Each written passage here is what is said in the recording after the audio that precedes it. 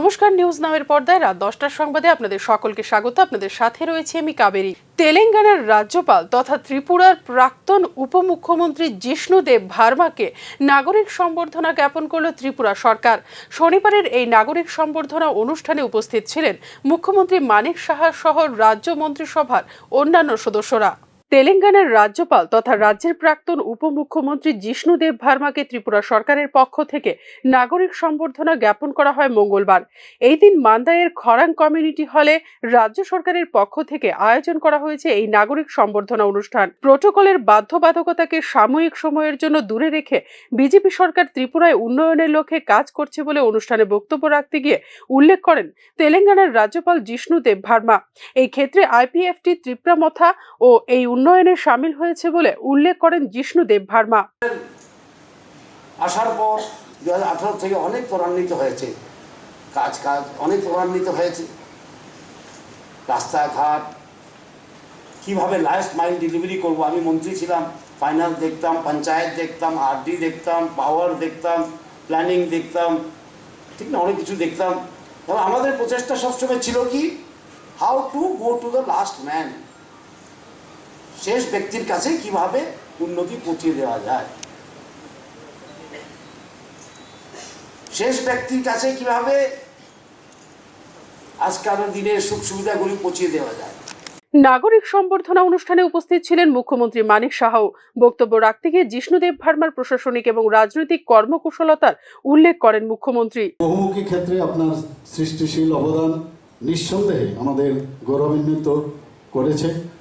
জনজাতি সমাজের উন্নয়নের পাশাপাশি রাজ্যের সামগ্রিক উন্নয়নের ক্ষেত্রে আপনার বলিষ্ঠ পদক্ষেপ, যা আজও আমাদের নতুন পথের দিশা দেখায়। প্রচারের অন্তরালে থেকে নীরবে নিবৃত্তে আপনি কাজ করে চলেছেন। 1989 থেকে 1993 সাল পর্যন্ত আপনি নর্থ ইস্টার্ন কাউন্সিলের অ্যাডভাইজারি কমিটির সদস্য ছিলেন। 1993 সালে Indian national council for art and কালচারের ত্রিপুরা চ্যাপ্টারের দায়িত্ব থেকে আপনি এই অঞ্চলের শিল্প সংস্কৃতির বিকাশে গুরুত্বপূর্ণ ভূমিকা গ্রহণ করেছেন। 1993 সালে ত্রিপুরা থেকে বিজেপির ন্যাশনাল কাউন্সিলের সদস্য আপনি নির্বাচিত হন। এই অঞ্চলের শিল্পকলার চর্চা ও প্রসারে আপনার ভূমিকা দীর্ঘকাল আমাদের অনুপ্রাণিত করেছে এবং ভবিষ্যতেও করবে বলে আমি। ত্রিপুরা থেকে প্রথমবারের মতো কোনো রাজ্যের রাজ্যপাল হবার কারণে ইতিমধ্যে ইতিহাসের পাতায় ঠাঁই করে নিয়েছেন জিষ্ণু দেব ভার্মা। জিষ্ণু দেব ভার্মার প্রশাসনিক ও রাজনৈতিক কেরিয়ার স্বচ্ছতাপূর্ণ বলেই মনে করেন তার বিরোধীরাও। আপাতমস্তক নিখাদ ভদ্র মানুষ হিসেবে পরিচিত জিষ্ণু দেব ভার্মার রাজনৈতিক কেরিয়ার এই দ্বিতীয় অধ্যায়েরও সাফল্য কামনা করছে ত্রিপুরাবাসী। Bureau report, news now. কংগ্রেসের জেলা শাসক অফিস ঘেরাও কর্মসূচিকে ঘিরে উত্তপ্ত ঊনকোটি জেলা শাসক অফিস চত্বর। পুলিশ ও কংগ্রেস কর্মীদের মধ্যে সংঘর্ষে ছড়ায় ব্যাপক উত্তেজনা। মূলত ভোটের গণনা কেন্দ্রের জায়গা পরিবর্তন নিয়ে প্রশাসনের বিরুদ্ধে তাল বাহানার অভিযোগ এনে বিধায়ক বীরজিৎ সিনহা এবং ঊনকোটি জেলা কমিটির সভাপতি মোহাম্মদ বদরুজ্জামানের নেতৃত্বে বিশাল সংখ্যক কংগ্রেস দলের কর্মী সমর্থকরা জেলা শাসক অফিস ঘেরাও করে বিক্ষোভ করেন। কংগ্রেস নেতাদের অভিযোগ, পক্ষপাতিত্ব করে গণনা দিন কংগ্রেসের জন্য বরাদ্দ জায়গা বিজেপিকে দিয়ে দিয়েছে জেলা প্রশাসন। বিক্ষোভের এক পর্যায়ে শুরু হয় কংগ্রেস কর্মী ও পুলিশের মধ্যে ধস্তাধস্তি। কংগ্রেস কর্মীদের হটিয়ে দিতে লাঠিচার্জ শুরু করে পুলিশ। পুলিশের লাঠিচার্জে আহত হন বেশ কয়েকজন কংগ্রেস সমর্থক। মারমুখী সংঘর্ষে মুহূর্তের মধ্যে ছড়িয়ে পড়ে ব্যাপক উত্তেজনা। উত্তেজিত কংগ্রেস সমর্থকরা ভাঙচুর করেন জেলা শাসক অফিস। প্রায় 50 জনের মতো কংগ্রেস সমর্থক পুলিশের লাঠিচার্জে আহত হয়েছেন বলে অভিযোগ করেন জেলা কমিটির সভাপতি মোহাম্মদ বদরুজ্জামান। তার মধ্যে আহত শাহজাহান মিয়ার অবস্থা আশঙ্কাজনক বলে জানিয়েছেন তিনি। মানিক মিয়া যে কোনো সময় এক্সপায়ারও করতে পারে এবং প্রায় 50 জনের মতো লোকের উপরে আঘাতপ্রাপ্ত হয়েছে, যেটা ডিএম সাহেব বলে আমরা জিজ্ঞাসা করেছিলাম, উনি বলছেন কোনো ম্যাজিস্ট্রেট অর্ডার দেয়নি। পুলিশ অফিসারদের জিজ্ঞাসা করছি, তারাও কোনো অর্ডার দেয়নি। এরা ইচ্ছাকৃতভাবে এখানের পরিবেশটাকে বিনষ্ট করছে। জেলা প্রশাসন কংগ্রেস দলের দাবি মেনে নিয়েছে বলে পরবর্তীকালে জানান বিধায়ক বীরজিৎ সিনহা। সর্বদলীয় বৈঠকে কংগ্রেসের জন্য যে স্থান নির্দিষ্ট করা হয়েছে কংগ্রেস সেখানেই অবস্থান করবে বলে বিধায়ক বীরজিৎ সিনহা জানিয়েছেন। পূর্ব দিকে যা আছে এটাই আমরা করব। তাহলে আপনাকে তাহলে কি আগামীকাল যে বন্ধের ডাক দিয়েছিলেন সেটা কি কোনো সম্ভাবনা নেই? উনি মেনে নিয়েছেন, সুতরাং আমরা বন্ধ রাখবো না। জেলা প্রশাসনের ভূমিকার প্রতিবাদ করে গৌরনগর ব্লক এলাকায় যে বন্ধের ডাক দেওয়া হয়েছিল, কংগ্রেস সেই বন্ধ প্রত্যাহার করে নিয়েছে বলে জানিয়েছেন বিধায়ক বীরজিৎ সিনহা। প্রশাসন ও কংগ্রেস কর্মীদের মধ্যে সংঘর্ষের ঘটনায় জেলা জুড়ে ছড়িয়ে পড়ে তুমুল উত্তেজনা। পুলিশের লাঠিচার্জে আহত বেশ কয়েকজন কংগ্রেস কর্মী হাসপাতালে চিকিৎসাধীন। স্থানীয় মানুষের অভিযোগ, অহেতুক বল প্রয়োগ করে পরিস্থিতিকে আরো ঘোরালো করে স্থানীয় প্রশাসন। কৈলাসহর থেকে দেবাশিস দত্তের রিপোর্ট, নিউজ নাও। ইন্দো বাংলা সীমান্তে অভারতীয়দের অনুপ্রবেশ রুখতে উচ্চ পর্যায়ের কমিটি গঠন করল কেন্দ্রীয় গৃহ মন্ত্রক। কমিটিতে রয়েছেন বিএসএফ ত্রিপুরা, ফ্রন্টিয়ারের আইজিও। সীমান্তে জারি হয়েছে লাল সতর্কতা। প্রতিবেশী বাংলাদেশের উদ্ভূত জরুরি অবস্থা এবং অস্থির পরিস্থিতির কারণে বিশেষভাবে সতর্ক হয়ে উঠেছে কেন্দ্রীয় গৃহ মন্ত্রক। বাংলাদেশের নির্বাচিত শেখ হাসিনা সরকারের পতন এবং প্রধানমন্ত্রী শেখ হাসিনার দেশ ত্যাগের পরই ইন্দো বাংলা সীমান্তে লাল সতর্কতা জারি করে দিয়েছিল কেন্দ্রীয় গৃহ মন্ত্রক। বাংলাদেশের নির্বাচিত সরকারের পতনের পরপরই সংখ্যালঘু সম্প্রদায়ের হিন্দুদের উপর নির্যাতন এবং আক্রমণের ঘটনাগুলি বাড়তে থাকায় হাজার হাজার মানুষ এসে আশ্রয় নিচ্ছেন সীমান্তে। গত বৃহস্পতিবার রাতে ডক্টর মোহাম্মদ ইউনূসের নেতৃত্বে অন্তর্বর্তী সরকার প্রতিষ্ঠার পরেও শত শত মানুষ ভারতে আশ্রয়ের জন্য সীমান্তের কাঁটাতারের বেড়ার পাশে এসে জড়ো হচ্ছেন। তারা বিএসএফ এর কাছে আর্জি জানাচ্ছেন ভারতে ঠাঁই নেবার জন্য। যেটা হচ্ছে আমাদের স্যারদের সঙ্গে আপনাদের যে স্যার আছে তাদের আলোচনা হয়েছে, স্যার আমি এখন বললেন আর কি, ঠিক আছে। আর আপনাদের যে সমস্যা ওনারা শুনবেন এবং ওরা ওখান থেকে যে মেসেজটা দিয়েছে, মানে খবরটা দিয়েছে, সেটা আপনাদের যেতে বললো এবং আপনাদের যে আছেন, যে দায়িত্ববান লোক আছেন, ব্যক্তি আছেন, তাদের সঙ্গে আলোচনা করবেন।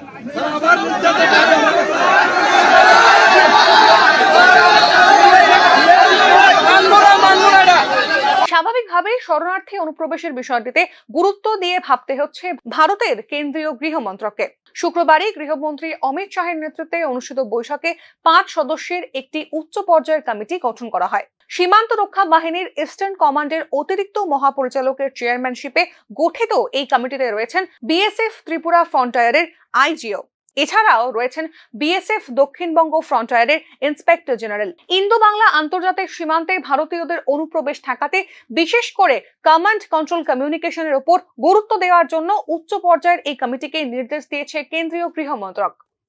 একই সঙ্গে নিয়মিত অন্তরালে ইন্দো বাংলা আন্তর্জাতিক সীমান্তে বিশেষ করে অভারতীয়দের অনুপ্রবেশের বিষয়ে রিপোর্ট দেওয়ার জন্য কমিটিকে নির্দেশ দিয়েছে কেন্দ্রীয় গৃহ মন্ত্রক। তবে এই ক্ষেত্রে ত্রিপুরা সহ উত্তর পূর্বাঞ্চলের রাজ্যগুলির ইন্দো বাংলা আন্তর্জাতিক সীমান্তে যে সকল উন্মুক্ত অংশ রয়েছে সেই এলাকাগুলি দিয়ে শরণার্থী বা অভারতীয়দের অনুপ্রবেশ ঠেকাতে গৃহ মন্ত্রককে বিশেষ উদ্যোগ নিতে হবে বলেই জানিয়েছেন তথ্যভিজ্ঞ মহল। ব্যুরো রিপোর্ট, নিউজ নাও। শনিবার অনুষ্ঠিত হয় ত্রিপুরা হাইকোর্ট বার অ্যাসোসিয়েশনের নির্বাচন। সন্ধ্যায় নির্বাচনের ফলাফল ঘোষণা করেন রিটার্নিং অফিসার নেপাল মজুমদার। ঘোষিত ফলাফল অনুযায়ী নবনির্বাচিত কমিটির সভাপতি হিসেবে নির্বাচিত হয়েছেন বিহল নন্দী মজুমদার। সহ সভাপতি নির্বাচিত হয়েছেন প্রবাল কুমার ঘোষ। বার অ্যাসোসিয়েশনের সম্পাদক নির্বাচিত হয়েছেন সুব্রত সরকার এবং সহকারী সম্পাদক পদে নির্বাচিত হয়েছেন অস্মিতা বণিক। ট্রেজারার সৌগত দত্ত ও সদস্য নির্বাচিত হয়েছেন আরও 6 জন। ঘোষিত ফলাফলে শাসক শিবিরেরই পাল্লা ভারী, তবে সমান টক্কর দিয়েছেন বিরোধী প্রার্থীরা। উৎসবের মেজাজে বারের ঐতিহ্য মেনে এদিন অনুষ্ঠিত হয় নির্বাচন। প্রেসিডেন্ট পদে যিনি নির্বাচিত হয়েছেন, তিনি 106 ভোট পেয়েছেন, তিনি হচ্ছেন বিহল নন্দী মজুমদার।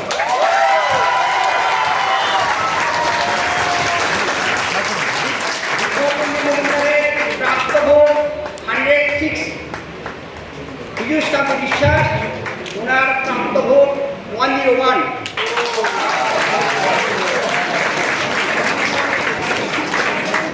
আইনজীবীদের স্বার্থ রক্ষায় ও সাধারণ মানুষের আইনি অধিকার রক্ষায় নতুন কমিটি কাজ করবে বলে জানিয়েছেন নির্বাচিত প্রতিনিধিরা।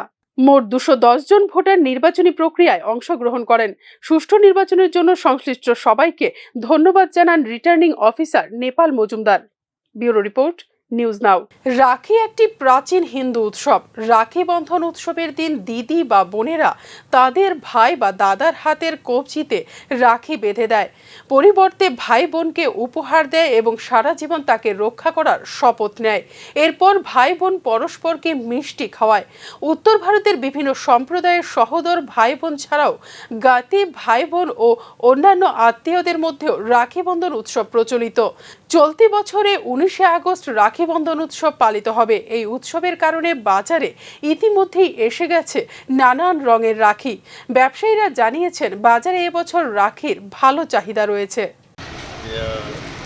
রাখি তো এখন মানে চলে খারাপ না, কিন্তু আর এখন যে আপনার হ্যাপি নিউ ইয়ারের কার্ডটা এগুলি এখন মোটামুটি বন্ধ হয়ে গেছে। যে আজকাল সবাই মোবাইলের মাধ্যমে, মিডিয়ার মাধ্যমে সবাই করে। আর রাখি বন্ধনটা এখনও আছে, মানুষের কাছে রাখি বিক্রি হয়। শনিবার কেরালার ওয়েনাড জেলার ভূমিধস বিধ্বস্ত এলাকা পরিদর্শন করেছেন প্রধানমন্ত্রী নরেন্দ্র মোদী। ভারতীয় বিমান বাহিনীর একটি হেলিকপ্টারে চড়ে কেরালার ওয়েনাড চূড়ামালা, মুন্ডাক্কাই ও পুঞ্জিরিমত্তম গ্রামের ভূমিধস বিধ্বস্ত এলাকাগুলি পরিদর্শন করেন প্রধানমন্ত্রী নরেন্দ্র মোদী। শেষে ভূমিধস বিধ্বস্ত এলাকার পরিস্থিতি মূল্যায়ন করতে একটি পর্যালোচনা বৈঠকও করেছেন প্রধানমন্ত্রী। রাজ্যপাল আরিফ মোহাম্মদ খান, মুখ্যমন্ত্রী পিনারাই বিজয়ন এবং কেন্দ্রীয় মন্ত্রী সুরেশ গোপীও উপস্থিত ছিলেন এই বৈঠকে। এই বিপদের সময়ে কেন্দ্রীয় সরকার কেরালা সরকারের সাথে আছে এবং এই সময় অর্থের অভাবে কোনো কাজ যাতে ব্যাহত না হয় তা নিশ্চিত করা হয়েছে বলে বৈঠকে জানান প্রধানমন্ত্রী। 30শে জুলাই ওয়েনাডের চূড়ামালা এবং মুন্ডাক্কাইতে ব্যাপক ভূমিধসের পর প্রাণ হারিয়েছেন 300 জনেরও বেশি মানুষ। পঞ্চায়েত নির্বাচনকে কেন্দ্র করে বিজেপির দুষ্কৃতীদের দ্বারা আক্রান্ত হওয়ার অভিযোগ বাম প্রার্থীর। শাসক দলের বিরুদ্ধে আক্রমণের অভিযোগ। সোমবার মহকুমার কাঠালিয়া ব্লকের অন্তর্গত শ্রীমন্তপুর গ্রাম পঞ্চায়েতের 1 নম্বর ওয়ার্ডে আক্রান্ত বাম প্রার্থী লিটন মিয়া। তিনি শাসক দলের বিরুদ্ধে অভিযোগ করে জানান, পঞ্চায়েত নির্বাচন সুষ্ঠুভাবে সম্পন্ন হওয়ার ফলেই নির্বাচনের নিশ্চিত পরাজয় না মানতে পেরে শুক্রবার লিটন এবং তার পরিবারের উপর আক্রমণ চালায় শাসক দলীয় দুষ্কৃতিকারীরা। ঘটনার বিবরণে জানা যায়, শুক্রবার নামাজ শেষে বাড়ি ফেরার পথে মসজিদের গেটেই নাকি লিটন এবং তার ভাইয়ের উপর আক্রমণ চালানো হয়। ফলে সেই মুহূর্তে তাদের চিৎকারে ছুটে আসেন তার বাড়ির লোকজন। সেখানে তাকে বাঁচাতে গিয়ে আহত হন তার কাকিমা সহ পরিবারের সদস্যরা। পরে এলাকার লোকজন জড়ো হতেই ঘটনাস্থল থেকে পালিয়ে যায় দুষ্কৃতিকারীরা। সঙ্গে সঙ্গে প্রতিবেশীরা তাদের আহত অবস্থায় সোনামুড়া হাসপাতালে নিয়ে যান চিকিৎসার জন্য। এরপর ঘটনার বিবরণ জানিয়ে সোনামুড়া থানায় 7 জনের বিরুদ্ধে মামলাও করা হয়। অভিযুক্তরা হলেন বিজেপি প্রার্থী মামুন মৈশান, বুথ সভাপতি সাদেক মৈশান, জুলাই মৈশান, বিজেপি প্রার্থী ফিরোজ মৈশান, দেলোয়ার হোসেন, খলিল মিয়া এবং মঞ্জিল হক। মামলা দায়ের করেছে। জুলাস মৈশান, ওনার হাতে পিস্তল ছিল, শটগান, সাইন্স স্কুল ছিল ওনার কোমরে। তো এটা দিয়ে আমাদের উপরে হামলা করে। প্রথম হামলা করে আমার বড় ভাইয়ের উপর। যখন আমি বাঁচাতে যাই তখন আমার উপরে সবাই ক্ষিপ্ত হয়ে যায়। যখন আমাকে বাঁচানোর জন্য আমার ছোটো ভাই আসলে গুরু ক্ষিপ্ত হয়ে যায়। তখন সবাই যখন আমরা চিৎকার করি, বাড়ি থেকে আমার কাকা কাকিমণি আসে। তখন কাকিমণিকে প্রচণ্ড পরিমাণে মারধর করে, ওনার পেটে লাঠি দেয়। তখন উনি যখন আমার উপরে শুয়ে যায় আমাকে বাঁচানোর জন্য, তখন ওরা লাঠি দিয়ে পর্যাপ্ত পরিমাণে ওরা আমাদেরকে আঘাত করে। চাইনিজ কুড়াই দিয়ে পিঠনে পর্যাপ্ত পরিমাণে স্পট আছে অলরেডি। এখানে আমার প্রচণ্ড ব্যথা। আমি এখন টিএমসিতে যাচ্ছি আমার ট্রিটমেন্ট নেওয়ার জন্য। জানি না কী হবে, হয়তো বা অ্যাডমিটে থাকতে হবে। আর যাদের নামে আমরা কেস করেছি এখনো পর্যন্ত পুলিশের কোনো ভূমিকাই নেই। আমি বারবার চেষ্টা করেছি ওদের সাথে। শনিবার সিপিএম মহকুমা অফিসে সাংবাদিকদের সামনে সম্পূর্ণ বিষয়টি তুলে ধরে আহত সিপিআইএম প্রার্থী লিটন মিয়া জানান, দুষ্কৃতিকারীরা নাকি পিস্তল সহ ধারালো অস্ত্র নিয়েছিল। ব্যুরো রিপোর্ট, নিউজ নাও। কুমারঘাট ব্লকের অধীন মশাউলি গ্রাম পঞ্চায়েতের 4 নম্বর ওয়ার্ডের জন্য বৃহস্পতিবারের পর শনিবার ফের অনুষ্ঠিত হচ্ছে ত্রিস্তরীয় পঞ্চায়েত ভোট। সকাল 7টা থেকে শুরু হয়েছে ভোট গ্রহণ প্রক্রিয়া। ত্রিপুরার কুমারঘাট ব্লকের অধীন ফটিকরায় বিধানসভার মশাউলি গ্রাম পঞ্চায়েতের 4 নম্বর ওয়ার্ডের জন্য ফের অনুষ্ঠিত হচ্ছে ত্রিস্তরীয় পঞ্চায়েত নির্বাচন। গত বৃহস্পতিবার গোটা রাজ্যেই ভোট অনুষ্ঠিত হলেও সংশ্লিষ্ট ভোট কেন্দ্রটিতে দায়িত্বপ্রাপ্ত ভোট কর্মীদের ব্যালট পেপার বিতরণে ত্রুটির কারণে এই কেন্দ্রে ফের ভোট গ্রহণের ঘোষণা দেয় রাজ্যের নির্বাচন কমিশন। সেই মতো শনিবার সকাল 7টা থেকে সংশ্লিষ্ট পঞ্চায়েতের লক্ষ্মীপুর স্কুলে শুরু হয়েছে ভোট গ্রহণ পর্ব। সংশ্লিষ্ট ওয়ার্ডে মোট ভোটার রয়েছেন 420 জন। কড়া নিরাপত্তায় শান্তিপূর্ণভাবেই ভোট গ্রহণ চলেছে বলে জানিয়েছেন জনৈক ভোটার। ভালোই হয়েছে, সেনাবাহিনী রয়েছে, ভালোই নিরাপত্তা রয়েছে। কিছু ভোট হয়েছিল আর বাকি সব হয়নি, তার জন্য আজ মানে আবার ভোট দিতেছে। এটা ওই ব্যালট পেপারের কারণে একটু বাতিল হয়েছিল। মানুষ ভালোই ভোট দিচ্ছে, কালকে যতদিনে ভোট দিতে পারেনি। নির্ধারিত সময় বিকেল 4টে পর্যন্তই চলেছে ভোট গ্রহণ। যদিও দ্বিতীয়বারের ভোটদানে ভোটারদের উৎসাহ তেমন একটা নেই বলেই মনে করছে সচেতন নাগরিকরা। কুমারঘাট থেকে জনি ভট্টাচার্যের রিপোর্ট, নিউজ নাও। 13 থেকে 15 আগস্ট গোটা দেশ জুড়ে হর ঘর তিরঙ্গা কর্মসূচি অনুষ্ঠিত হবে।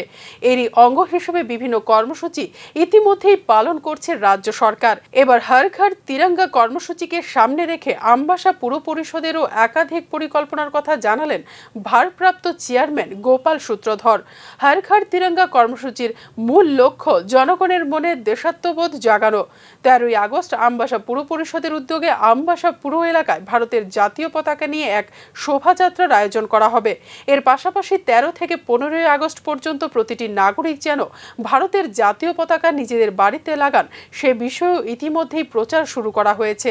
এদিন পুর পরিষদের ভারপ্রাপ্ত চেয়ারম্যান গোপাল সূত্রধর আহ্বান করেন সকলেই যেন হর ঘর তিরঙ্গা কর্মসূচি পালন করেন। দিবস উৎসব মেজাজে আমাদের প্রতি বছর আমাদের ত্রিপুরায় বা সারা ভারতবর্ষেই স্বাধীনতা দিবস উপলক্ষে বিভিন্ন অনুষ্ঠানের মধ্য দিয়ে আমরা শহীদদের শ্রদ্ধা জানাই, বিভিন্ন ধরনের কালচারাল প্রোগ্রাম আমরা করি এবং সম্মানের সহিত আমাদের জাতীয় পতাকা উত্তোলন করি। এবার আমাদের দেশের সমস্ত রাজ্যের সমস্ত পাড়ার প্রত্যেকটি পরিবারের মধ্যে যাতে আমরা দেশাত্মবোধ আরও বেশিভাবে জাগ্রত হোক, সবার মধ্যে দেশাত্মবোধ আছে তারপরেও আরও বেশি বৃদ্ধি পাক, সেই জন্য আমাদের সরকার চিন্তা করেছে যে হর ঘর তিরঙ্গা, অর্থাৎ 13 তারিখ থেকে 15 তারিখ পর্যন্ত আমরা সবাই সম্মানের সহিত আমাদের জাতীয় পতাকা উত্তোলন আমরা করব। তো সেই উপলক্ষে আমি আমবাসা পৌরসভার সমস্ত অংশের জনগণ যারা আছেন আমাদের প্রিয় এলাকাবাসী, আমার পৌরসভার সমস্ত জনগণের কাছে আমি করজোড়ে আবেদন করছি যাতে জাতীয়তাবোধ দেশাত্মবোধ থাকে আমাদের কাছে কোনো অংশেই আমাদের মানে আমরা না কমে। তার জন্য আমরা সবাই আমাদের সেই 13 থেকে 15 তারিখ পর্যন্ত আমরা জাতীয় পতাকা উত্তোলন করব সম্মানের সহিত। বাংলাদেশে চলমান নৈরাজ্য ও লুটপাট বন্ধ করতে কঠোর ভূমিকা নিল বাংলাদেশের সেনা। চট্টগ্রাম থেকে উঠে এলো এমনই চিত্র। শেখ হাসিনার পদত্যাগের পরেই সারা বাংলাদেশ জুড়ে ছড়িয়ে পড়ে ব্যাপক হিংসা। বিভিন্ন স্থানে শুরু হয় নির্বিচারে লুটপাট, খুন ও অগ্নিসংযোগের ঘটনা। দেশের চলমান অস্থিরতা বন্ধ করার জন্য একাধিকবার আন্দোলনকারীদের বার্তা দিয়েছে সেনাবাহিনী। তবে সেভাবে কর্ণপাত করেনি উন্মত্ত জনতা।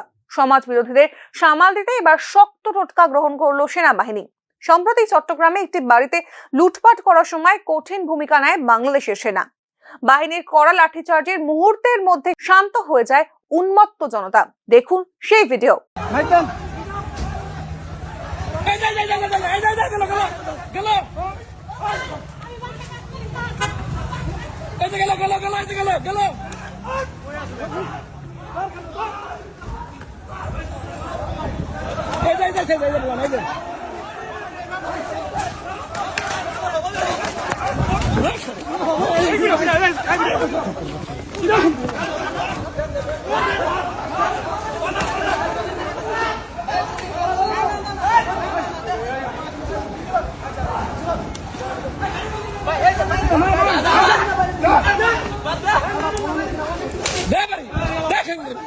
দেশে শান্তি শৃঙ্খলা ফিরিয়ে আনতে এবার থেকে নরমের বদলে সেনা যে গরমের পথে হাঁটবে কার্যত সেই বার্তায় দিল বাংলাদেশের সেনা। সূত্রের খবর, হিন্দুদের ওপর নির্যাতন বন্ধ করতেও প্রাসঙ্গিক ভূমিকা নিয়েছে সেনাবাহিনী। গ্রামাঞ্চলের বিভিন্ন জায়গায় স্থানীয়দের নিয়ে কমিটি তৈরি করে দিয়েছে সেনাবাহিনী, যাদের মূল দায়িত্ব সংখ্যালঘুদের নিরাপত্তা নিশ্চিত করা। উল্লেখ করা যেতে পারে, বাংলাদেশের সাম্প্রতিক রাজনৈতিক তপ্ত পরিস্থিতিতে বাংলাদেশের সেনাবাহিনীর ভূমিকা আগের চেয়ে অনেক পেশাদারী ছিল বলেই আন্তর্জাতিক বিশ্লেষকদের অভিমত। এমনকি পদত্যাগের আগের দিন প্রধানমন্ত্রী শেখ হাসিনাকে সেনাপ্রধান যে বার্তা দিয়ে এসেছিলেন তার মূল বক্তব্য ছিল জনতার ওপর গুলি চালাবে না বাংলাদেশের সেনা। সেনাবাহিনীর সমর্থন অনেকাংশে হারিয়ে পরের দিন পদত্যাগ করেন Sheikh Hasina. Bureau report, news নাও। ঊনকোটি জেলা শাসকের অফিস ঘেরাও ও কংগ্রেসের বিক্ষোভ কর্মসূচির প্রতিবাদ করে বিক্ষোভ মিছিল করল বিজেপির চণ্ডীপুর মণ্ডল। শনিবার অনুষ্ঠিত মিছিলটি বিজেপি দলের অফিস প্রাঙ্গণ থেকে শুরু হয়ে প্রায় 5 কিলোমিটার রাস্তা অতিক্রম করে গৌরনগর এলাকায় অবস্থিত পরিবহন দপ্তরের অফিস প্রাঙ্গণে দলীয় এক সভায় মিলিত হয়। সভায় কংগ্রেস দলের কার্যকলাপের নিন্দা করেন বিজেপি ত্রিপুরার রাজ্য কমিটির সদস্য বিমল কর। উদ্দেশ্যপ্রণোদিতভাবে কংগ্রেস কর্মীরা জেলা শাসকের অফিস ঘেরাও করে অশান্তি তৈরি করেছে বলে অভিযোগ করেন তিনি।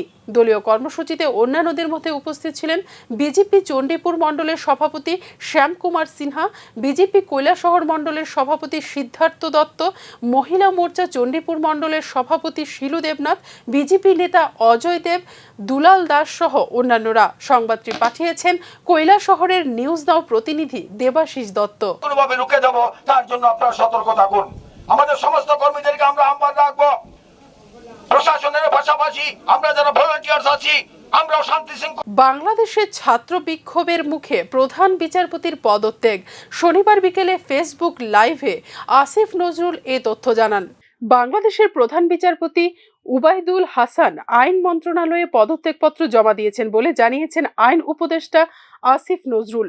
শনিবার বিকেলে ফেসবুক লাইভে আসিফ নজরুল এই তথ্য জানান। এর আগে দুপুরে প্রধান বিচারপতি ওবায়দুল হাসান বলেছিলেন শনিবার সন্ধ্যার মধ্যে পদত্যাগ করবেন তিনি।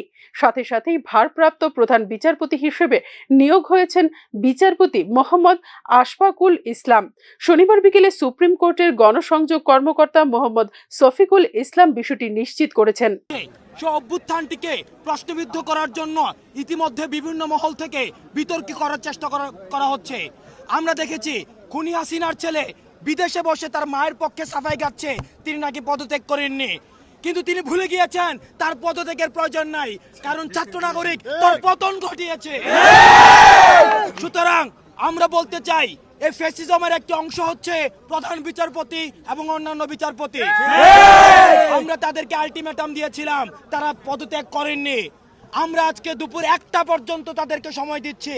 আজকে দুপুর 1টার মধ্যে প্রধান বিচারপতি সহ শনিবার সকালে ঢাকায় বৈষম্য বিরোধী ছাত্র আন্দোলনের অন্যতম সমন্বয় হাসনাত আব্দুল্লাহ প্রধান বিচারপতি সহ অন্যান্যদের পদত্যাগের চূড়ান্ত লিপি দিয়ে সুপ্রিম কোর্ট ঘেরাও করার ঘোষণা দেন। পরে বিপুল সংখ্যক শিক্ষার্থী সুপ্রিম কোর্ট প্রাঙ্গণে এসে জড়ো হতে থাকে। সেখানে তারা প্রধান বিচারপতির পদত্যাগের দাবিতে স্লোগান দিতে থাকে। ব্যুরো রিপোর্ট, নিউজ নাও। বাংলাদেশে শেখ হাসিনা সরকারের পতনের পর শেষ হয়েছে অন্তর্বর্তী সরকার গঠনের পালা। সরকার প্রধান হয়েছেন মোহাম্মদ ইউনূস। তাৎক্ষণিক পালা বদলের এই পালায় কারা রয়েছেন পংক্তির আড়ালে? পাকিস্তান, চীনের নাম তো উঠে এসেছে আগেই, বাদ যাচ্ছে না কিন্তু আমেরিকার নামও। হাতে গোনা মাত্র কয়েকদিনের ব্যবধানে বাংলাদেশের নির্বাচিত শেখ হাসিনা সরকারের পতন এবং মোহাম্মদ ইউনূসের অন্তর্বর্তী সরকার প্রতিষ্ঠার তাৎক্ষণিকতায় হতবাক পুরো বিশ্ব। প্রেক্ষাপটে ছাত্র আন্দোলনের নামে রাজনৈতিক আন্দোলন। আপাত দৃষ্টিতে কোটা সংরক্ষণের বিরুদ্ধে নিছক সাদামাটা আন্দোলন মনে হলেও সেটা যে শুধুমাত্র ছাত্র আন্দোলন ছিল না তা কিন্তু আজ প্রমাণিত সত্য। বাংলাদেশ সেনাবাহিনীর দেওয়া সময়সীমার মধ্যে প্রধানমন্ত্রী শেখ হাসিনার পদত্যাগ এবং দেশ ছাড়ার পরপরই দেশের অন্যতম প্রধান বিরোধী দল বিএনপি নেত্রী খালেদা জিয়ার নিঃশর্ত জেল মুক্তি, ভারত বিদ্বেষী মৌলবাদী সংগঠন জামাত ইসলামের বিরুদ্ধে নিষিদ্ধ ঘোষণার আদেশ প্রত্যাহার এবং ডক্টর মোহাম্মদ ইউনূসের নেতৃত্বে অন্তর্বর্তী সরকার গঠন, এই সবকটি ঘটনাই ঘটে একের পর এক। প্রশ্ন উঠছে, তাহলে সবকটি ঘটনাই কি তবে ছিল পূর্ব পরিকল্পিত? আর তাই যদি হয় তবে কে বা কারা রয়েছে পংক্তির অন্তরালে? বাংলাদেশ ইস্যুতে তীক্ষ্ণ নজর রাখতে গিয়ে এবারের প্রতিবেদনে এই বিষয়টিকেই তুলে ধরছে নিউজ নাও। বাংলাদেশের রাজনৈতিক পট পরিবর্তনের পেছনে পাকিস্তানের ইন্টারস্টেট ইন্টেলিজেন্সি বা আইএসআই এর হাত রয়েছে বলে আগেই জানিয়েছেন শেখ হাসিনার পুত্র সাজিব ওয়াজেদ। রাজনৈতিক বিশ্লেষকদের মতে এই ক্ষেত্রে ইন্ধন থাকতে পারে চীনেরও। ভারতীয় উপমহাদেশ এবং দক্ষিণ পূর্ব এশিয়ায় কর্তৃত্ব কায়েম রাখার স্বার্থেই শেখ হাসিনা সরকারের বিরুদ্ধে এই ধরনের ষড়যন্ত্র করতে পারে চীন বলে মনে করছেন একাংশ রাজনৈতিক তথ্যবিজ্ঞরা। বিশেষ করে তিস্তার মতো বাংলাদেশের বেশ কয়েকটি গুরুত্বপূর্ণ প্রকল্পে অর্থলগ্নি করতে চেয়েছিল চীন, কিন্তু অর্থলগ্নিতে ভারতেই তার একমাত্র পছন্দ বলে জানিয়েছিলেন শেখ হাসিনা, আর সেখানেই তৈরি হয় বিরোধ। তবে পংক্তির অন্তরালে আমেরিকার মতো ক্ষমতা বিস্তারকারী প্রভাবশালী রাষ্ট্রের ভূমিকা কিন্তু একেবারেই উড়িয়ে দিচ্ছেন না তথ্যবিজ্ঞ মহলের একাংশ। কূটনৈতিক বিশেষজ্ঞদের মতে সাম্প্রতিক বছরগুলিতে বাংলাদেশ নিয়ে আমেরিকার আগ্রহ বেড়েছে উল্লেখযোগ্যভাবে। বিশ্লেষকদের মতে প্রথমত আমেরিকা চেয়েছিল বাংলাদেশ যেন চীনের কাছাকাছি না যায়। দ্বিতীয়ত বাংলাদেশের কৌশলগত অবস্থান বিবেচনা করে এখানে তার প্রভাব প্রতিষ্ঠা করা, যাতে ভারত, পাকিস্তান ও চীনের মতো দেশের উপর নজর রাখতে পারা যায় একযোগে। উপরন্তু বাংলাদেশে একটি সেনা বেস ক্যাম্প স্থাপনের প্রস্তাব দিলে শেখ হাসিনা সরকার আমেরিকার সেই প্রস্তাবকে নাকচ করে দেয় এক বাক্যেই। এরপরেই শেখ হাসিনা সরকারের ওপর বিরক্ত হয়ে ওঠে আমেরিকা। বাংলাদেশের সাধারণ নির্বাচনের ঠিক আগে মার্কিন যুক্তরাষ্ট্রের দূত ডোনাল্ড লু সেখানে গিয়েছিলেন এবং হাসিনা ক্ষমতায় ফিরে আসার পর আবারও একবার সফর করেছিলেন বাংলাদেশে। শুধু তাই নয়, সাধারণ নির্বাচনের পর বাংলাদেশে একাধিক গোপন বৈঠকও করেছেন লু। বিশেষজ্ঞদের একাংশের মতে নির্বাচনের আগে ও পরে ডোনাল্ড লু এর বাংলাদেশ সফরের সময় ব্লুপ্রিন্ট তৈরি হয়ে যায় শেখ হাসিনা সরকারের পতনের বিষয়টি নিয়ে। মাত্র মাস কয়েক আগে পাকিস্তানে ইমরান খানের সরকারের পতনের পরেও খবরের শিরোনামে ওঠে ডোনাল্ড লু এর নাম। এই ক্ষেত্রে ডোনাল্ড লু পাকিস্তানের সরকার পতনের জন্য সরাসরি দায়ী বলে অভিযোগ করেন ইমরান খান। ডোনাল্ড লু কিভাবে সরকার পতনের পরিকল্পনা করেছিলেন তারও যথেষ্ট প্রমাণ রয়েছে বলে দাবি করেছিলেন ইমরান খান। এদিকে মোহাম্মদ ইউনূসের নেতৃত্বে অন্তর্বর্তী সরকার গঠনের পর প্রতিক্রিয়া দিয়েছে আমেরিকা। মার্কিন পররাষ্ট্র দপ্তরের মুখপাত্র ম্যাথিউ মিলার বলেছেন, বাংলাদেশের উন্নয়নের দিকে কড়া নজর রাখবে আমেরিকা। এছাড়া মোহাম্মদ ইউনূসের নেতৃত্বাধীন সরকারের অধীনে দেশে শান্তি পুনঃপ্রতিষ্ঠার আশাও প্রকাশ করেছেন মিলার। সার্বিকভাবে বলতে গেলে বাংলাদেশের আভ্যন্তরীণ রাজনীতি যে আর বাংলাদেশের নিজস্ব বিষয় নেই তা কিন্তু পরিষ্কার হয়ে উঠেছে দিনের আলোর মতোই। ব্যুরো রিপোর্ট, নিউজ নাও। ফের 3 জন বাংলাদেশি আটক। রাজধানী আগরতলার চন্দ্রপুর এলাকা থেকে 3 জন বাংলাদেশিকে আটক করে পূর্ব থানার পুলিশ। এ বিষয়ে পূর্ব থানার ওসি রানা চ্যাটার্জি জানিয়েছেন, শুক্রবার চন্দ্রপুর আইএসবিটি এলাকায় কয়েকজন সন্দেহভাজন ব্যক্তির গতিবিধি লক্ষ্য করা হয়। পরবর্তী সময়ে সাব ইন্সপেক্টর কৃষ্ণধন দাস ও পুলিশের একটি টিম ঘটনাস্থলে গিয়ে 3 অভিযুক্ত বাংলাদেশিকে আটক করে থানায় নিয়ে আসে। ধৃত 3 ব্যক্তির নাম মোহাম্মদ সিরাজুল শেখ, মোহাম্মদ আল আমিন জুয়েল এবং এক মহিলা ফাতেমা বেগম। পূর্ব থানার ওসি রানা চ্যাটার্জি আরও জানান, এই 3 জন ব্যক্তি অবৈধভাবে ভারতে প্রবেশ করেন এবং তাদের মূল উদ্দেশ্য ছিল আগরতলা শহরে অবৈধভাবে বসবাস করা। এখনো পর্যন্ত তাদের কাছ থেকে কোনো বৈধ নথি পাওয়া যায়নি। পুলিশের তরফ থেকে নির্দিষ্ট ধারায় মামলা নিয়ে ঘটনার তদন্ত শুরু করা হয়েছে। তবে এখানেই প্রশ্ন উঠছে, পার্শ্ববর্তী প্রতিবেশী দেশ বাংলাদেশে যখন এমন টালমাটাল পরিস্থিতি এবং সমস্ত বর্ডার জুড়ে হাই অ্যালার্ট জারি হয়েছে, তারপরেও কিভাবে এই হাই অ্যালার্টকে বুড়ো আঙ্গুল দেখিয়ে রাজ্যে চলছে অবৈধ অনুপ্রবেশ? আজকে বিকেলবেলা আমাদের কাছে একটা ইনফরমেশন আসলো যে চন্দ্রপুর যে আমাদের এখানে আইএসবিটি আছে, এখানে 2-3 জন সন্দেহজনক লোকের গতিবিধি দেখা গেছে। তারপর আমাদের সাব ইন্সপেক্টর কৃষ্ণধন দেবনাথ এবং আমাদের ইন্টেলিজেন্স ইনপুটের উপর বেস করে আমরা এখানে 3 জন লোককে আমরা আটক করেছি বিকেলবেলায়। তার ভেতরে আপনার একজনের নাম হচ্ছে মোহাম্মদ সিরাজুল শেখ, আরেকজনের নাম হচ্ছে মোহাম্মদ আলামিন এলিয়াস জুয়েল। একজনের বাড়ি হচ্ছে বাংলাদেশের রাজশাহী ডিস্ট্রিক্টে, আরেকজনের বাড়ি হচ্ছে বাংলাদেশের সুনামগঞ্জ ডিস্ট্রিক্টে। আর তাদের সঙ্গে ওই আলামিনের সঙ্গে একজন মহিলাও ছিল, তার নাম হচ্ছে ফাতেমা বেগম, সেও ওই জায়গাতেই সুনামগঞ্জ ডিস্ট্রিক্ট বাংলাদেশ, ওই জায়গাতে বাড়ি। তারা অবৈধভাবে ভারতে প্রবেশ করেছিল এবং তাদের কাছে কোনো ধরনের ভ্যালিড ডকুমেন্ট ছিল না। তার জন্য আমরা তাদেরকে আটক করে আমরা যে প্রভিশনের দরকার সেই প্রভিশন অনুযায়ী লিগ্যাল অ্যাকশন নেওয়া হয়েছে। এখনকার মতো সংবাদ এই পর্যন্তই। আমাদের পরবর্তী আপডেটস পেতে চোখ রাখুন নিউজ নাওয়ের পর্দায়।